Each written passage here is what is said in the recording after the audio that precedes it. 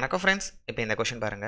Find the unit digit of 964 power 761 plus 654 power 762. ஓகேவா? First step என்ன, அது unit digit பொறுத்த வரைக்கும் இங்கே கீழே பேஸில் எவ்வளோ பெரிய நம்பர் இருந்தாலும் சரி, அதோட யூனிட் டிஜிட் மட்டும் கன்சிடர் பண்ணிக்கோங்க. அப்போ ஃபர்ஸ்ட் ஸ்டெப் என்ன வரும்? 4 பவர் 761 ப்ளஸ் இங்கே என்ன இருக்குது, 654. இதோட யூனிட் டிஜிட் என்னது? 4 பவர் 762.